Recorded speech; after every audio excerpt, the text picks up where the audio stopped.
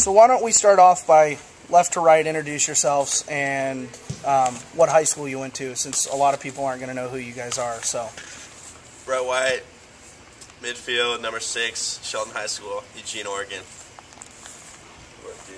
Justin Blackmore, number 4, Lake Rouge High School, Pacers. Tack. Eric Linus, number 28, midfield, Brigham High School. Mike Gerard, defense, Isabel, Washington. Obviously, our goal is to make the national championship. I'm sure that's everyone's goal on the team.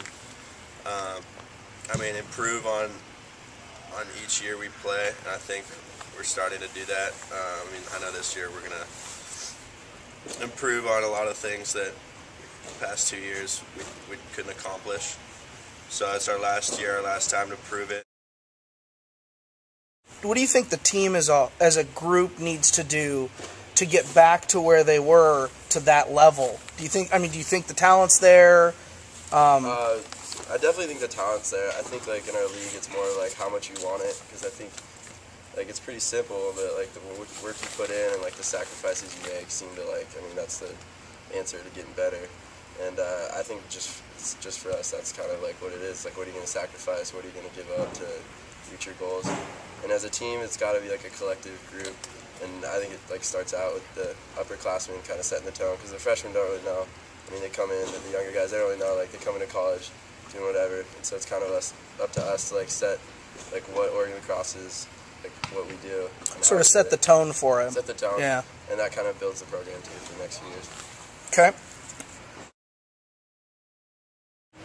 What road and home game are you looking forward to the most? Chapman. I'm going to Chapman the most for home game. And of course the Michigan game down in Dallas. Down in Dallas? Definitely not the Patriot Cup. All right. That's understandable. Is that an away game, or is that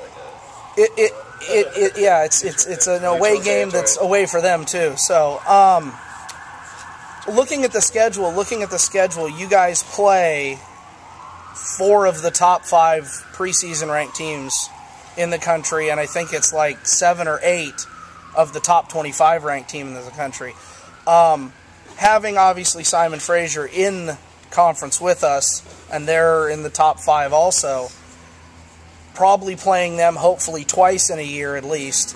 How important does strength of schedule play, do you think, into getting, if you don't win the league itself, getting into that tournament off the strength of schedule? How important do you think that is, Mike? I think it's really important. It establishes your credibility, and you want to play the best teams. You want to show that you can compete with the best teams, and it shows that you can compete at that national level. So, and it could, just make us better on a day-in, day-out basis, and it can show that we improve, even if we take some losses along the way. So you guys open February 12th in Seattle. It's a weekend doubleheader with Valentine's Day. Cal, yeah, that's right, 13, 14. Cal and Stanford, which are both top 25 ranked teams. It being the Pac-10 shootout, as they're calling it, with all 10 Pac-10 teams, and obviously they're in different leagues in the MCLA, but this will be the first time that all of the true Pac-10 teams get together. How do you feel, Brett, on that as far as the viability of maybe that? They're talking about looking at making the Pac-10 a conference because of the size of the schools and whatnot on the West Coast. I think it's an awesome idea. We don't get a chance to play all the Pac-10 schools. You watch, football games, basketball games here, and it seems like we build rivalries through that. So it would be awesome to have Pac-10. You keep the rivalries from football and stuff. We'll win the Pac-10 in football, we'll win the Pac-10 in lax. That'd be awesome. Sort of carry it over, keep those rivalries and that kind of stuff that maybe builds from season to season throughout. That makes sense. Definitely bring it to the next level. Of all the 48 teammates there are on this team, who do you think would be best at hosting their own TV talk show? You guys know the answer. Robbie McClellan. Good man. He's quite the chatterbox. Corny jokes. He has plenty of those. I think he'd make a good host. Oh, no. I probably wouldn't watch it, but he'd be good at it. Between the four of you, who do you think would be the best on a reality TV show? Whether it be a Survivor type show, or a Big Brother type show, or a Real World type show. I would say one of these two guys right here. One of us. I would say Chaz Michaels, number 24. Out of us, though. No. Out of the whole team, who do you think? Who do you guys think? Yeah. Charlie Horowitz. Charlie, yeah, brings. And what kind of reality show would Charlie be good at? Because I mean, he's not. He may not be good at one kind. A Survivor type show. Think so? Well, sure, because he wouldn't have to wear his shirt all the time. Yeah. I think like for like a Real World show, I think Bo Montaigne would be a pretty good pick. He does some like pretty disgusting things.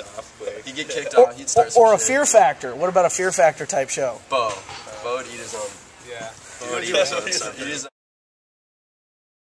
Is there anything you guys want to say to the fans of Oregon lacrosse that are going to see this, on Lax All-Stars, Facebook, or wherever else this goes viral and shows up across the world? What do you guys want to say to the fans, about the support they've had and the continued support?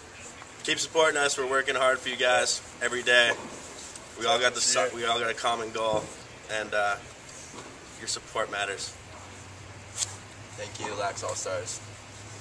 Go Ducks. Lax All-Stars, all about the Ducks, baby.